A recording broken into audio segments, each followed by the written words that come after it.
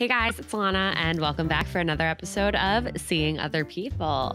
I haven't said that in about a week because I was away in Aruba with two of my childhood best friends, Julia and Sophia. And so I didn't do any recordings. And for me to not do a recording in a week, like that is crazy. So obviously, naturally, I have 3 today because, why would I just ease back in when I could book 3?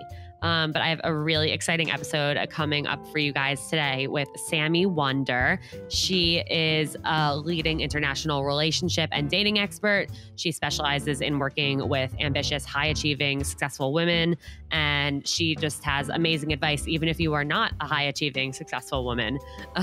So definitely stay tuned and check this episode out, whether or not that resonates with you. We talk a lot about her story and how she went from being the girl who lost men constantly and would chase men and like really had all the same dating problems that I've had and that I know a lot of you guys have, to figuring out what she was actually doing that was like holding her back and completely changing her mindset, changing her dating behaviors. And within 9 months from meeting this man, she fell in love with him and they're married, happily married with 2 kids. And I'll let her tell the rest of the story, but it's truly amazing. We talk about the different mindset shifts that she went through in order to get to where she wanted to be in her dating life. We talk about the concept of rotational dating, a lot of the main reasons why people are single without realizing it, and how identifying why you're single is the biggest step in changing that and getting into a relationship.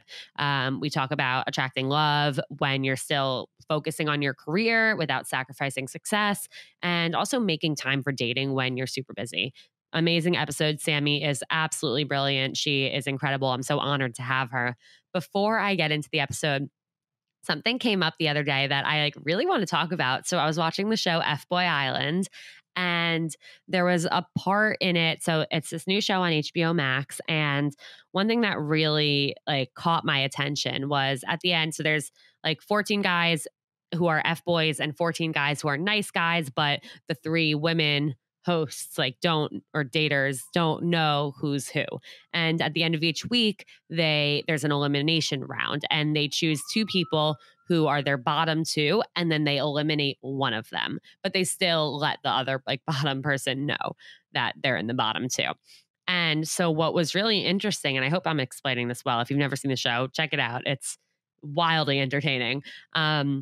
But one of the hosts, or one of the women who, the main 3 women, there was this guy that she was really into, had a great connection with, but he did something to kind of piss her off. And she really wanted to show him who's boss and be like, I have you wrapped around my finger. This is my shit. I'm the boss here, not you. And so she put him in the bottom 2, even though he was clearly her front runner. He was clearly the one she had the strongest connection with. And the host, Nikki Glazer, changed the rules on the women for this one round and said everyone in your bottom 2 is being eliminated. We're not just doing one elimination, we're eliminating both people in everyone's bottom 2. And so because she tried to play this game of well, I'm the boss, she literally lost the opportunity to pursue this relationship with this guy who she, without a doubt, would have left and ended up with. And so that was just really interesting to me to see, it's this whole concept of playing games to remind someone this is my world, you're lucky to be dating me and whatnot. And I can really take the reins on this and all that. But then it's like playing hard to get and then losing somebody because they think you're not interested. It's you just really should be straightforward with people and don't try and play too many games, because it really could mess it up. And you guys know me, I've been anti-games the whole time, but I just thought this was a really good example of why you should not play games for real, because you could end up losing somebody who you really had the intention of ending up with. So check out F-Boy Island. That's my little plug for that. But it was really, really interesting, deep, meaningful interaction that happened amidst a reality show, which is always rare to come by. Anywho, we're going to get into the Sami Wunder episode. I'm so excited, and we'll bring her in. As always, Seeing Other People is presented by Mindset Wellness CBD. Guys, Mindset Wellness CBD just released a new pack of gummies that it's actually a mixture. So you don't have to even choose your mindset. You can get one container that has happy, rest, beauty, health, focus, and sleep and calm all in one. Like, and that's literally the dream. I've ordered mine. You have to order yours.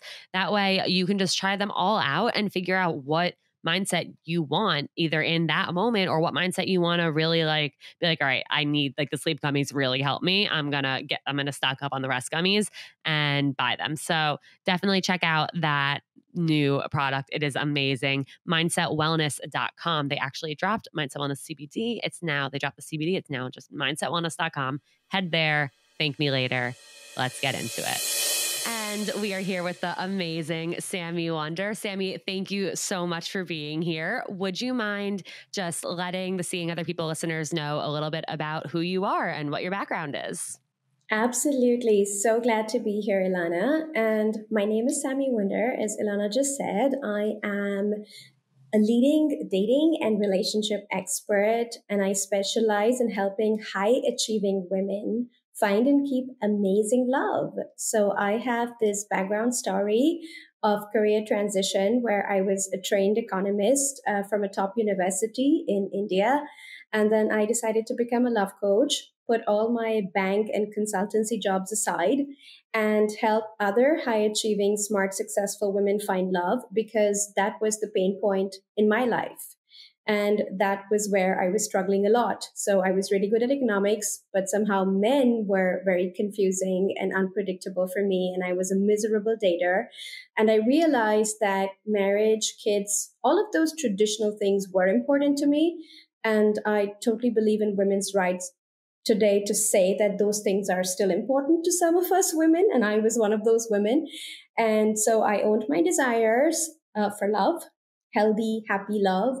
And I realized that unless and until I did something to change my approach to love, I'll keep having the same results again and again. So that's where my entire personal journey of transformation started with, studying about romantic relationships, studying about polarity between men and women, masculine, feminine, the importance of self-worth and healthy boundaries.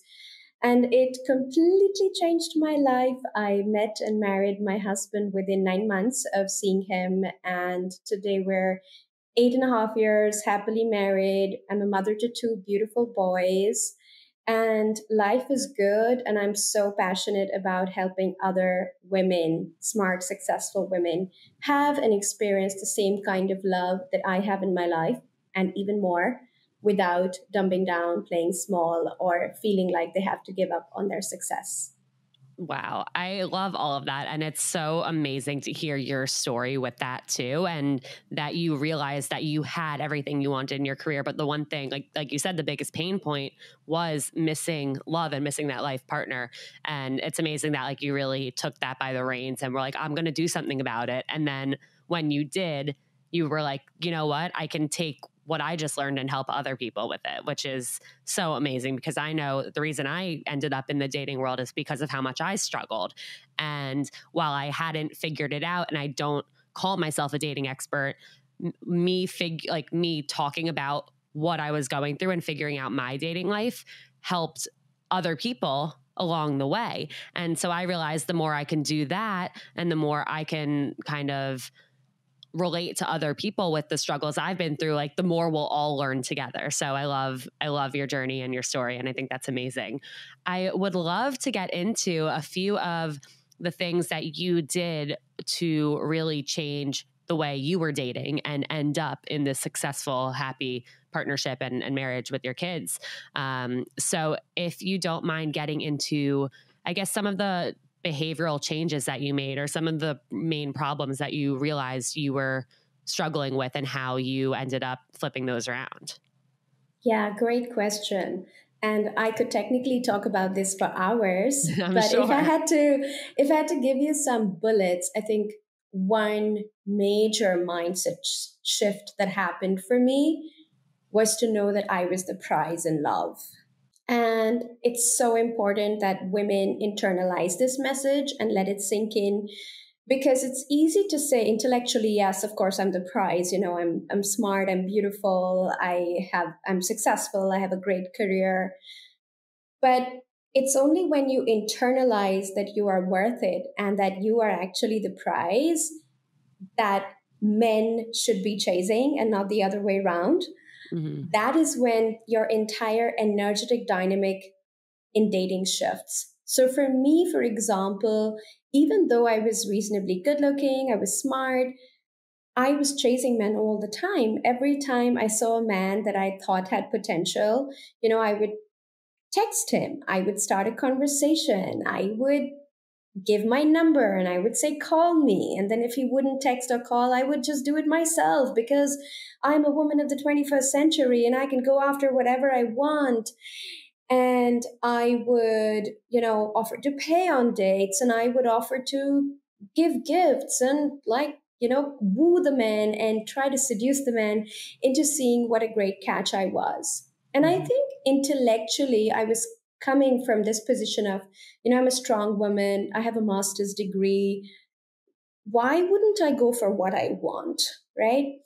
But when you look at my feeling, like if you were to ask me, Sami, what were you feeling back then when you were doing all of those things? I would say I was coming from a place of fear, control, and insecurity. I really did not believe that I was worthy. I did not believe that a man could walk up to me and say, hey, what are you doing on Friday? Let's go out. And interestingly enough, all the men who actually did that, I would rate them down and I would give them like minus points. They weren't attractive. They weren't interesting to my ego because they saw something in me. They thought I was worth it. And I didn't completely believe I was worth it. And so when they tried to tell me through their actions that I was worth it, I would reject them because it wouldn't match my internal story or my internal dialogue about myself.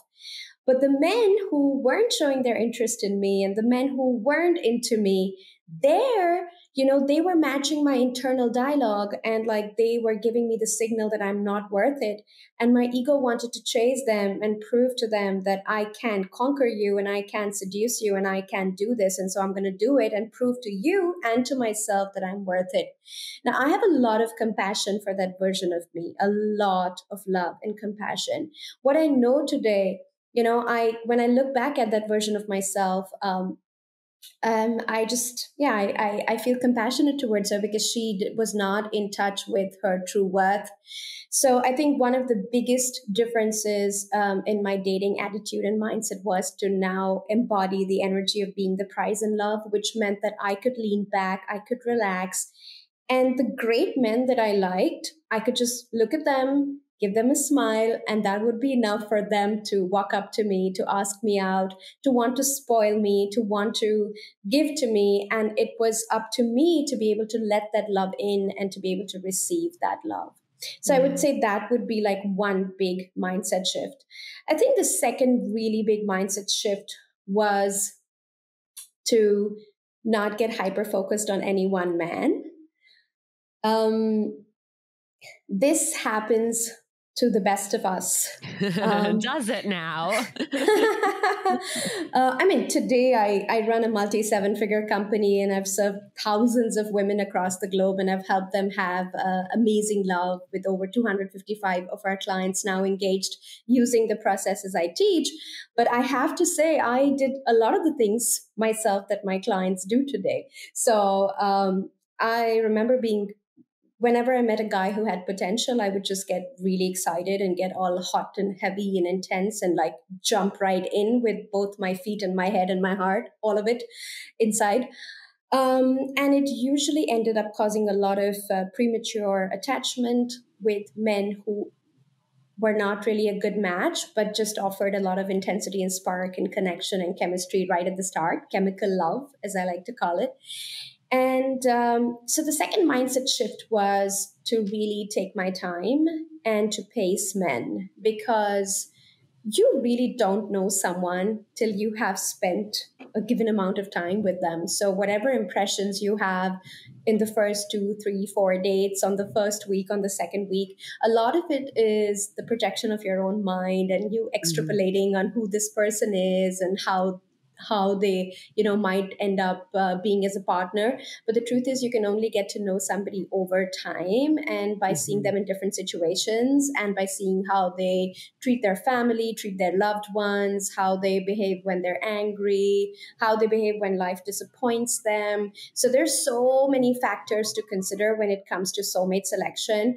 And a lot of us just sort of go in with the chemistry bit and just dive right in, let it blind us, and not look at the other parts that we need to be evaluating in order to have a really strong connection. So that was the second really big shift for me, where I decided not to dive hard first and decided to actually dive in head first, which means I wanted to keep my options open. I wanted to rotational date and meet lots of men, not just get hyper focused on one man, and see what were the options that were available to me. Because if you've only been given one ice cream flavor, it becomes your favorite flavor. But if you've been given 5, 10 different flavors, then you start to really develop a palate and a taste, and you understand what range of choices is available to you and how different men treat you differently. What kind of qualities are you looking for? What works for you? What doesn't work for you? So for me, rotational dating is empowerment of women in their love lives. And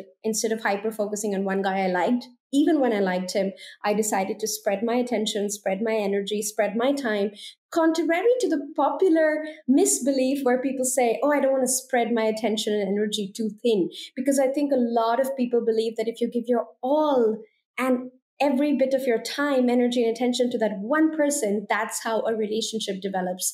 But the truth is, you cannot artificially speed up relationships this way. Relationships are growing organically over time, and artificially speeding up by spending all of your free time with just one person is not necessarily the best way for you to, attract the right partner for yourself.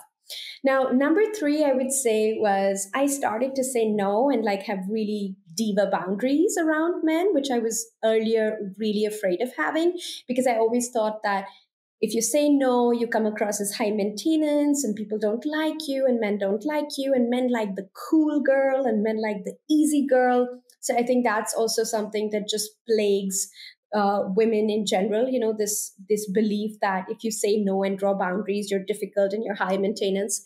And I flipped that around for myself, because what I realized very quickly is that when I started speaking my truth and I started to say no and I started to put my heart first, as I call it, in my work, what started to happen was that, of course, there was loss, but I was only losing that which wasn't right for me. So I was losing, in terms of value, I was not losing much at all, because all the men who could not stand a woman speaking up, could not stand a woman not making them the center of her world, they disappeared really fast. And only genuine men who were willing to make efforts, men who were willing to cater to your needs as well and not just be all about themselves, they carried on, and they were happy to say, sure, if that works for you, great. If not, okay, I understand, So I think understanding the importance of boundaries and not selling your soul just to get a soulmate, I think was a major shift.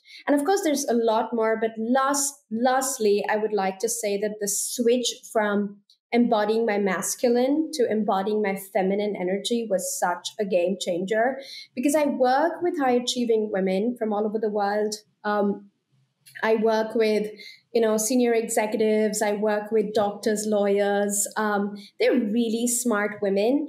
And what they do, just like me, is that, they have a lot of empowered masculine energy. They're go-getters. They go get shit done. And then they take that energy and transfer it from their work life into their love life. And then what happens is, if you understand polarity and how sexual attraction works between men and women, it's always about opposite energies attracting. So masculine attracts feminine. And if masculine comes together, it headbutts. So there's a lot of conflict and like headbutting and arguments. And if feminine and feminine comes together, nothing happens, because like you would look at each other and you give each other hugs, but nothing happens. There's no sexual tension there. So I was leading a lot of my approach in dating was very masculine. Like you like a guy, you move towards him, you hyper focus, laser focus, then you decide how you seduce him. And it never worked for me.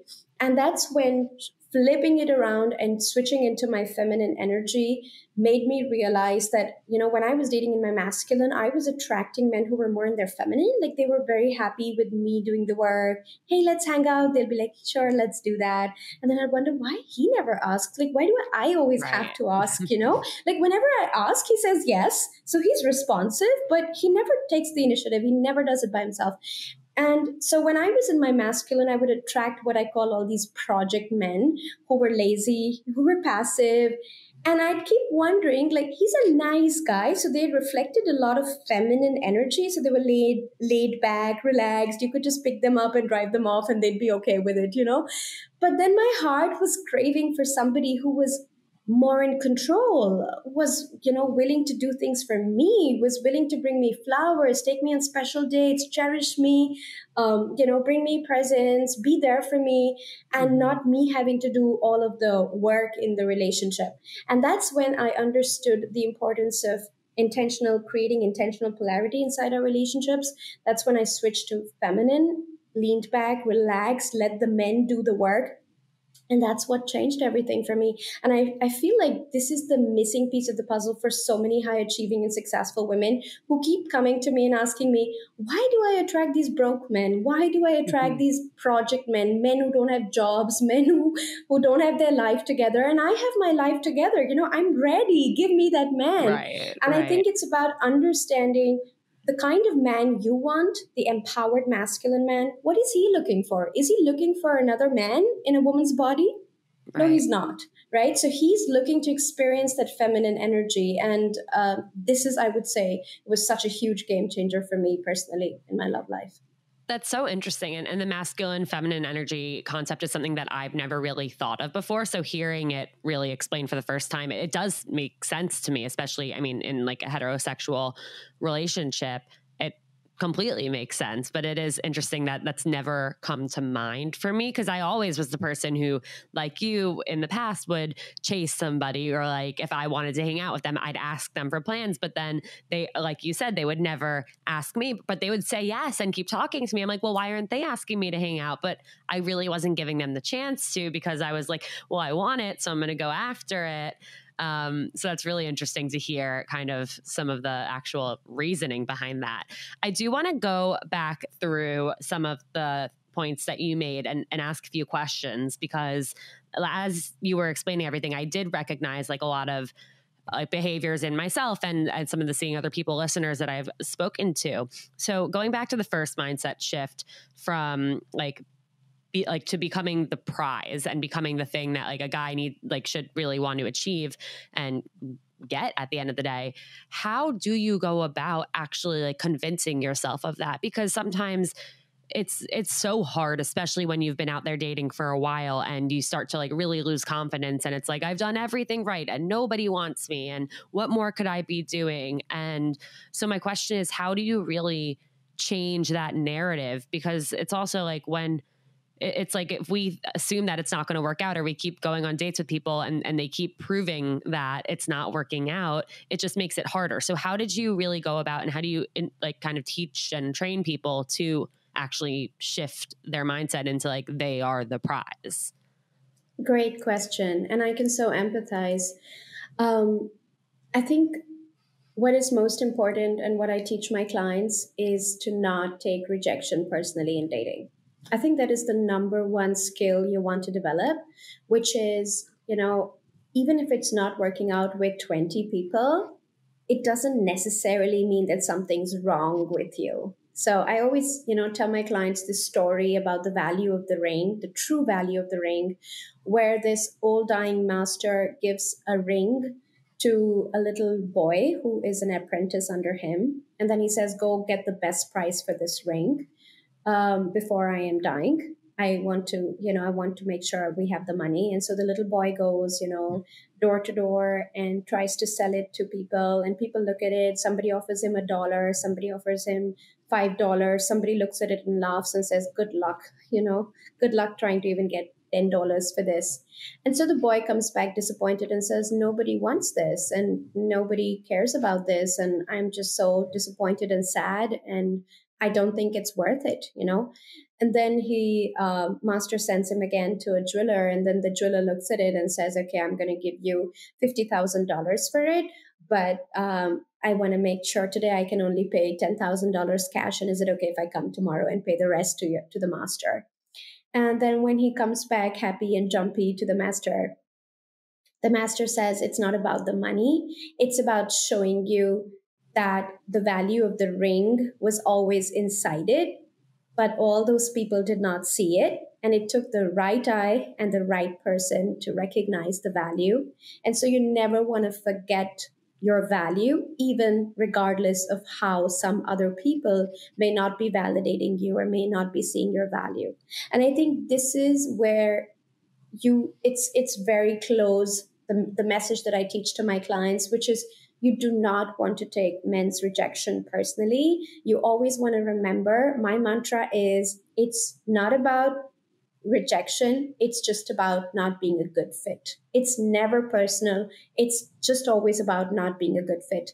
And I think more than anything, one needs to develop the muscle of feeling worthy on the inside. I actually believe that when women come to my programs and when they do the work with us and they do the inner work, it does not have to take 20 rejections to meet the right person. Because when you are, believe it or not, so many times people are sensing, it's like people have a radar for sensing our insecurities and our lack of self-worth or our belief in ourselves. And if you have been spending time building that muscle, so whether you do it through affirmations, whether you do it through the tools we teach you. So for example, one of the things I make my clients do is to ask them to make a list of where do they think they get their worth from. And then they write their jobs, their convertibles, their houses, their great bodies and how they look.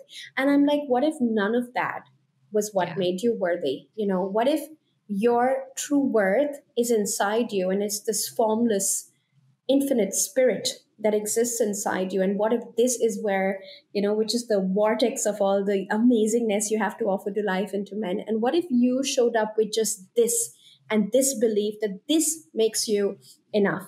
So I think if you practice this sense of worthiness, which is disconnected or separated from all these external things that society tells us we need to have in order to be worthy, I think you build that muscle of self-trust and self-love.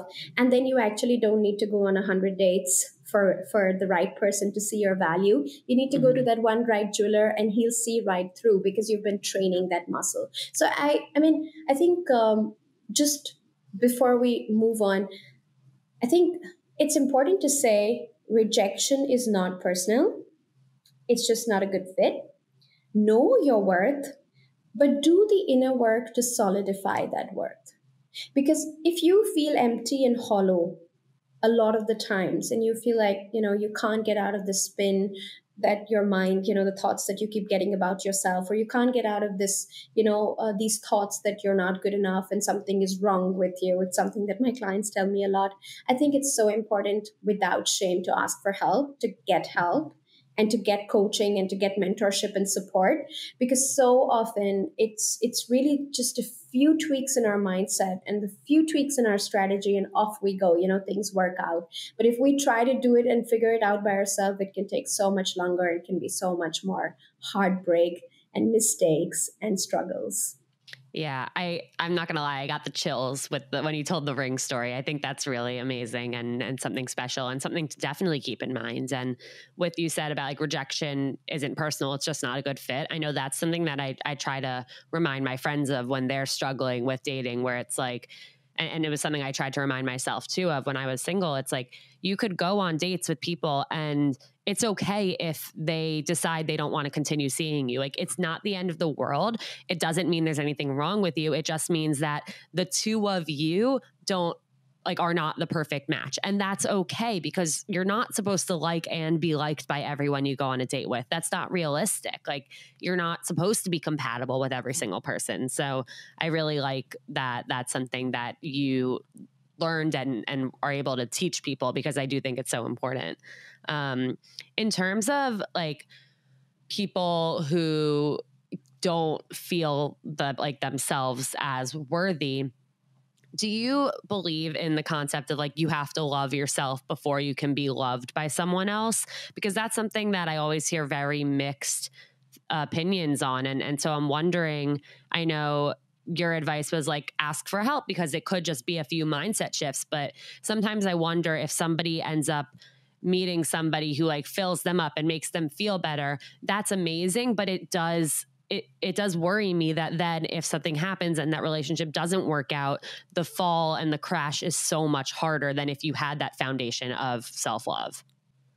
I think what you're talking about is codependency, and codependency in any form is not healthy. So, Mhm. like, if your happiness depends on having a relationship, it, it's not a good place to be. Or if your Yeah, happiness, if you only feel whole and complete with someone. when you have a man in your life, that's also not a good place to be, because it will leave you in a very codependent dynamic where the other party, you will become dependent on them for your happiness and your fill of love and oxytocin.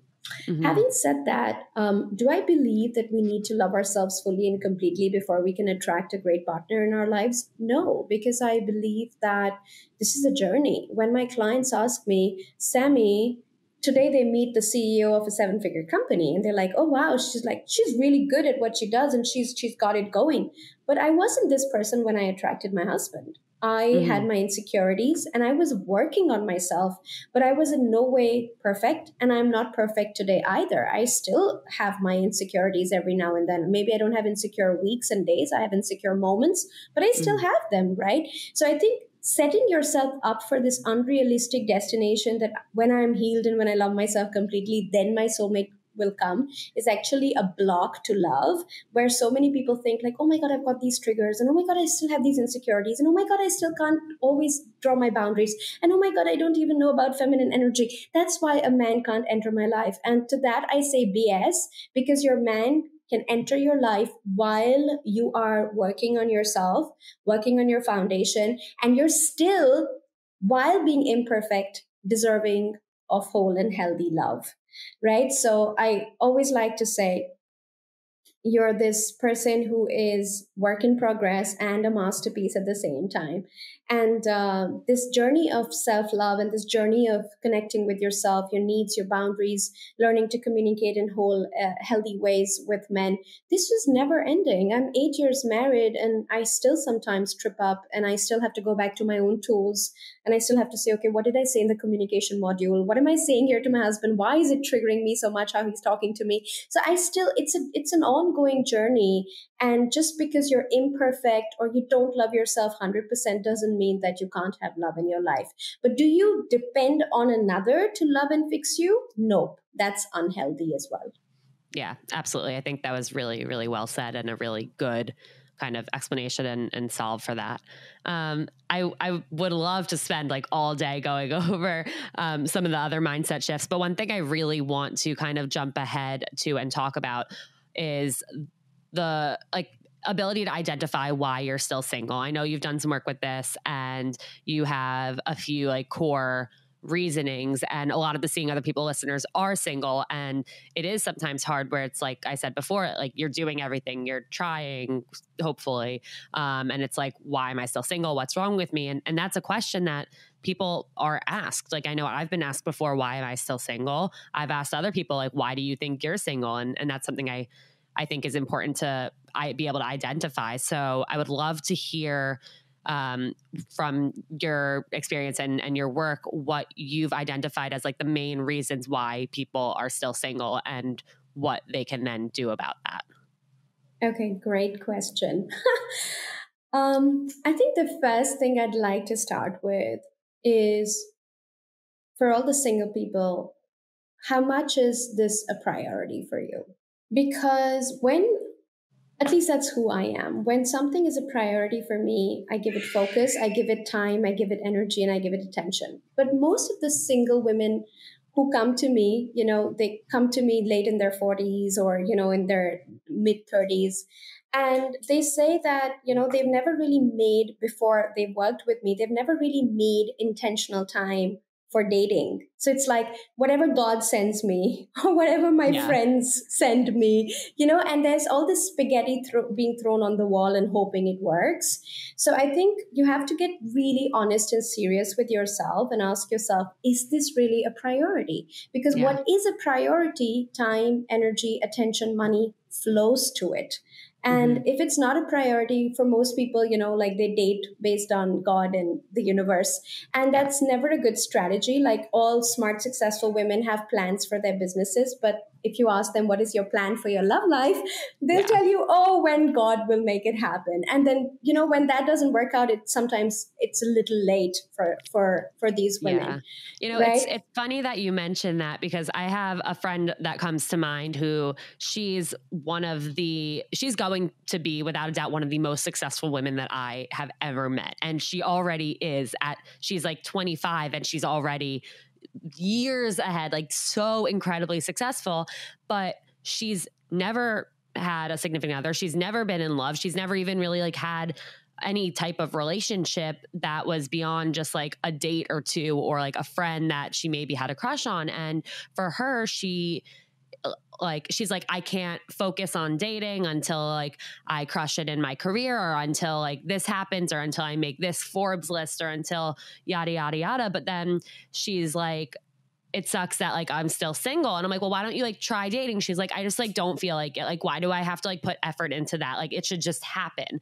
And I'm like, it's probably not just going to happen, because you're not focused on it at all. It's literally the last thing on your list, but then you bring it up and you wonder why. So it is really interesting to see that play out with somebody who is so one dead set focused on her career. Absolutely. And I think if you just look at the, contradictory energy in career and love, in career, it's about, I'm going to make it happen. Why would I wait on somebody else to give this to me? I'm going to be the Forbes 30 under 30. Yeah. But when it comes to our love life, we want to give the onus or give the ownership to somebody else to make things happen for us. Right. And this is where I actually tell women, take control of your love life, and also because the more successful you are, the more high achieving you are, you're looking for a different caliber of man. And that caliber of man doesn't just knock at your door. Well, sometimes in rare occasions and in movies he does, but in real life, like you've got to, make the effort to strategically position yourself in places where these men are hanging out, because he just doesn't fall from the heavens. So I think really making it a priority, really taking ownership. And I can tell you one thing, I think I was lucky in the sense that I was an old soul in a young body. Back in when I was 21, 22 years old, I somehow knew for a fact that I will make multi-millions and I will do good in the world, but not without love. It was a non-negotiable for me, because I know that you can go be on your deathbed and have lots of money in your bank account. But if you have nothing in life to look back to, where you felt seen, heard, appreciated, where you, really touched somebody's heart and that person touched your heart, I think that's a really sad life. With all our achievements, I think that's not what we think about on our deathbed, that I wish I had got Forbes 40 under 40 also, it's more like, oh, I wish I had, spent more time with the person I loved. So for me, it was always important. And I think there are a lot of women out there for whom it is important, but they just don't know that they can ask for help. I think there's a lot of shame still attached to asking for help in the love coaching field. I've seen my smart and successful clients, they invest thousands with business coaches and to like get their business off the ground. That's not a second thought for that. But for the love life, I think there's always that fear, I have to be vulnerable. I have to like ask for help and I don't look like I'm in control. And that's a feeling a lot of women tend to avoid, which actually is point number 2. Why are single people single? I think a lot of the time, the high achieving, successful woman carries some sense of silent shame around her struggles.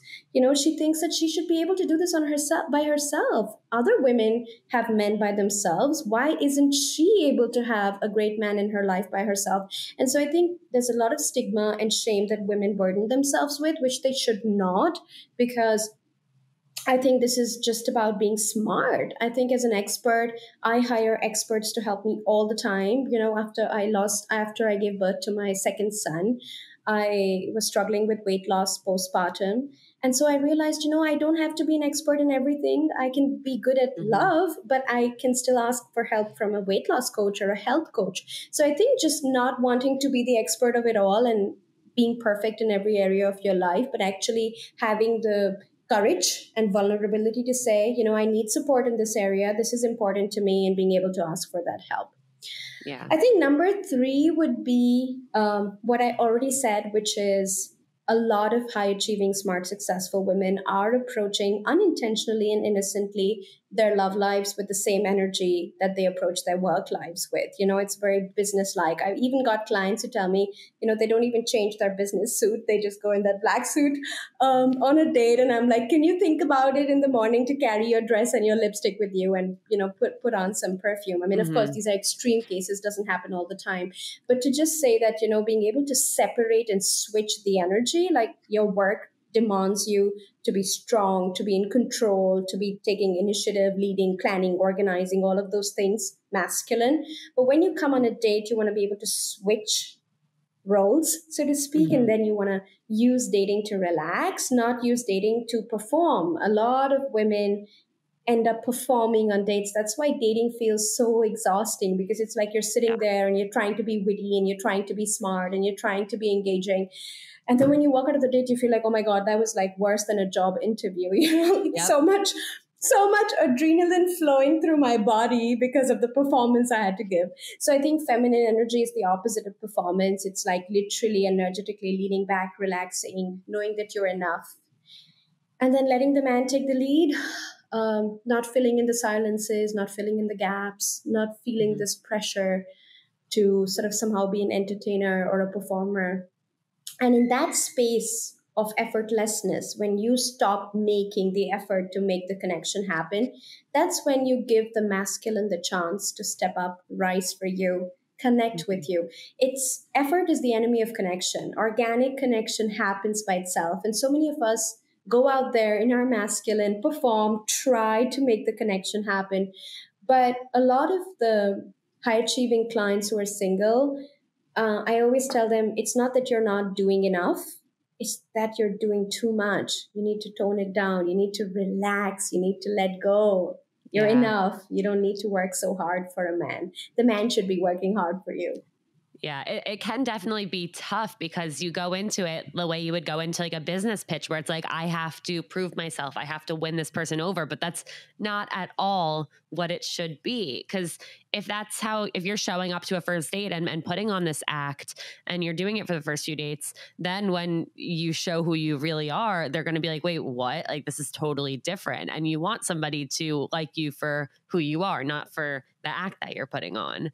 Yeah, And and just so, and yeah. just like even as a recruiter, in a job interview, I think they can smell when a candidate is like proving hard and trying Yeah. hard. And then there's that candidate who, of course, shows their merit but doesn't try too hard. And I think in dating and relationships, energy really talks. So if you go Hmm. in with that energy of trying to prove yourself, why would you want to prove yourself if you actually knew you were worthy and you really believed in that? In fact, I remember when I went out with Chris, my husband, I did not mention that I could speak three languages and I had traveled over 20 countries, but by the time I was 21 years old. And this was on purpose because I Hmm. wanted him to know me, for the girl I am, what makes me laugh, what makes me cry, you know, sharing moments of silence together, walking, holding hands, not saying anything to each other, versus try to prove all these masculine merits that I had, like I spoke at Yeah. Columbia University. Of course, he got to know these merits over time and he's proud of them. But till today, our bond and our relationship is not based on the fact that I'm a CEO or I'm so successful, or, it does not interest my husband. It's not why he loves me. He loves me when I was not on Forbes and when I was not, making the money I make today or helping the number of people I help today. He chose me for the person I am, and he till today loves me for the person I am. So It's so important that we don't over identify with work and success, and we don't feel like those are the defining factors that make men choose us, because it's Hmm. simply not true. I think a lot of high achieving women think that their success is a problem. I used to think this too. I used to think not my success is a problem, because back then I wasn't technically so successful when I Hmm. married Chris. I was still very much a smart woman with a great job, but it's Yeah. different today, right? Um, but I used to think that my brains intimidate men and that men don't like smart women. um, and that was something I had to really overcome, because when I started to understand the psychology of the empowered man, he wasn't looking for the same qualities that he has in himself in a woman. Hmm. Like, Yeah. he's not searching for the smartest, the most successful, the 30 under 30 Forbes. He's looking for a heart to heart connection with a woman who gets him and who he gets. Yeah, he's Hmm. looking for an emotional bond. And that has little to do with our titles and our achievements and even our brains, to be honest. Yeah. Yeah. Now, does it mean that men don't like women with brains and smartness and success? No. It just means that they don't love us for it. You are Yeah. not going to be loved for how smart you are. You're not going to be loved for how successful you are, because that is still not the place where emotional connection is happening. So my husband loves me for the woman I am. He's proud of my success, but he doesn't love me for my success. And it also means that tomorrow, if I had none of what I have today, it would also be okay with him, because it's not the foundation of our connection or our bond. And that is Yeah. how every high achieving, successful woman should be approaching dating, which is, it's not about the money I make, it's not about my success. It's about being able to be vulnerable enough to connect, for him to be able to see who I am as a person, and to give him that, to allow him the absolute privilege to see me and to see the person I am behind all this Yeah. success. I think that is where vulnerability is, and that is the secret to real connection. Absolutely. And I think that's something that's really good advice for people who even might not be high successful, like highly achieving women, because I know I have friends who they're not where they want to be in their careers and they feel really lost, or they were laid off from a job, or whatever the reason is, and they feel like because of that nobody's going to want them and they can't date right now because of that. And it's not about that at all. And yes, maybe you inside you feel insecure because of that, but that's not going to stop somebody from like seeing who you are and finding the things about you that you like. And I know that's something that's really hard to remind yourself of when you're in that situation, because you might just feel so low, but I really think it's so true and something to try and keep in mind. As we're talking about really leaving work at work and changing the mindset of a date to be relaxing and not like an interview and not like a business meeting, I think it's really important to mention that there are things that you can do to get in that right mindset and not have it be the things that you don't want it to be. And one thing I love to do before a date is dance around my room and like blast music. Another thing I like to do is take a mindset wellness CBD calm gummy so that I'm calm. I'm not thinking about everything I did at work. I'm not going into this being like, all right, I have to really impress them. And I can really just like calm down, get into a more relaxed mindset for the date. And I think that that's something that everyone would benefit from. So definitely try it out. Head to mindsetwellness.com. You can grab the calm gummies. They taste amazing. They're gluten free, they're vegan, they're non GMO, they're organic, and you will have better dates and less dating anxiety too. Always got to mention that. So, mindsetwellness.com. And of course, use code seeing other people at checkout if you want 10% off and free shipping. Absolutely. I think it's so great that you bring up this idea around how the opposite is also true, that even if you don't have the fanciest job or car, it's not the defining factor in your love Yeah. success. And I the story comes to mind quickly of my client Petra. She lost her job while dating this amazing guy, and he was so supportive. She used to be a really smart-ass real estate agent in Manhattan, and then she got fired for whatever reason. Mhm. And they kept dating. They went all the way. He kept moving forward. He kept supporting her. And then she found a job again in like 8 months' time. But Yep. she had her insecure moments around it, but I just told her, hey, it doesn't matter. You know what? You're still valuable. You're still worthy. You still add a lot of value to his life. So don't worry about this. This is not where your worth comes from. Of course, we can have insecure moments around this, but it should not be defining the foundation of the relationship we have. Absolutely. And I think that's something we see a lot in movies and TV shows where somebody loses their job and they're so afraid to tell their significant other about it. So, and they end up not telling them. And what ends up happening at the end of the episode or the movie is that their partner was just upset that they didn't communicate that to them because they wouldn't have cared. They're like, okay, we'll figure it out together. But like, how could you not tell me? And I think that goes back to like the fear of like, this person's not going to love me if I don't have this thing. But it's just at the end of the day, it's really not true. One quick thing I want to get into before I let you go is about making time for dating. Of course, with super successful people and females, and I mean, anyone, especially like life is busy, life is hard, especially these days. And my question is, how do you advise your clients on making time for dating if they're so busy or if their work schedule is crazy or they work nights and weekends, stuff like that? Because I think that's something that a lot of people run into where sometimes people do want to date, but they don't think they have time to. Yeah. So I think again, we're coming back to if it's a priority, you will make time for it, right? And if it's not a priority, you can just be honest about it and say it's not a priority. But don't say it's a priority and feel sad that you don't have a partner and then not make time to date. Yeah. In terms of dating, I think I'm a huge fan of online dating. It gets such a bash in the high achieving women's circle, but the truth is that over 200 of my clients have found love online. Great husbands on Tinder, great husbands on League, Hinge, Match.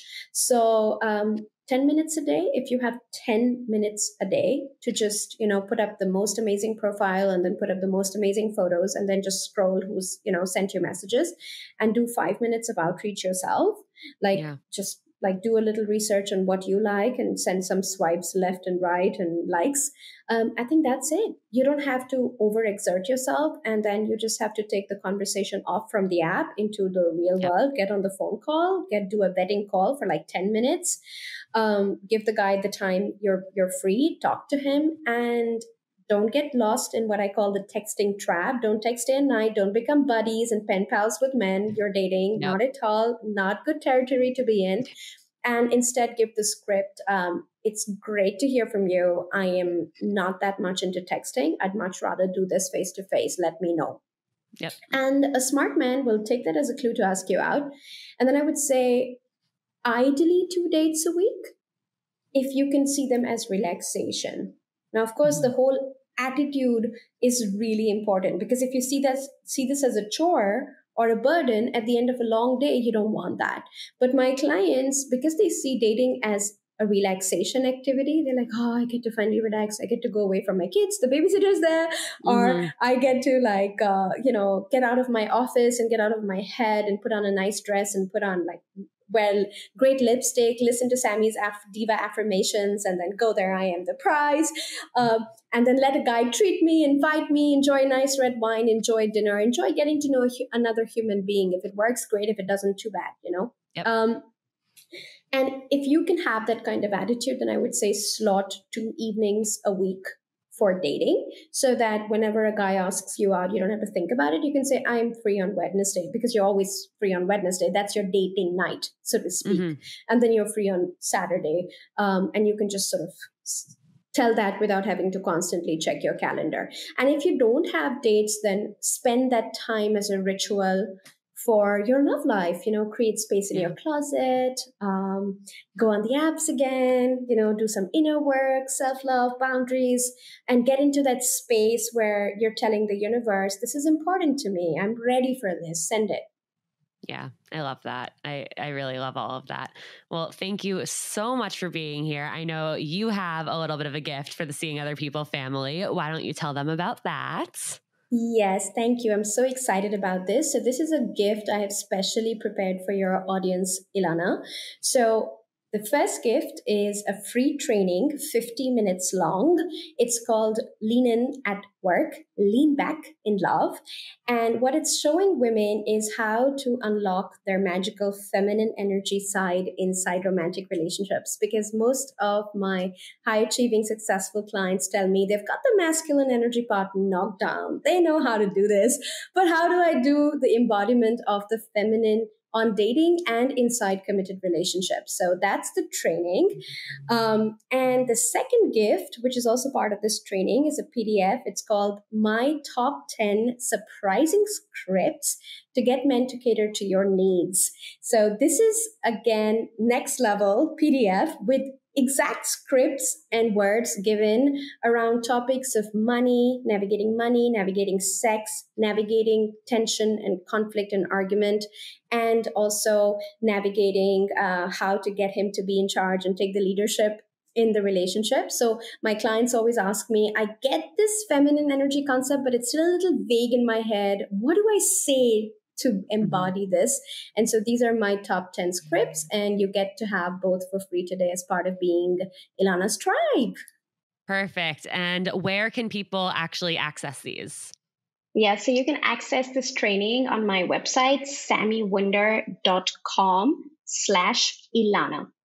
Amazing. And I will link that in the show notes, and Instagram, I will do swipe ups. So got you guys covered on that. I'm so excited for you to check it out. Thank you so much. I'm so excited. And I definitely know a lot of listeners who are going to be checking all of that out. So I really appreciate it. And yeah, thank you so much for being here. This has been amazing. I've learned a lot. I have no doubt that the listeners have too.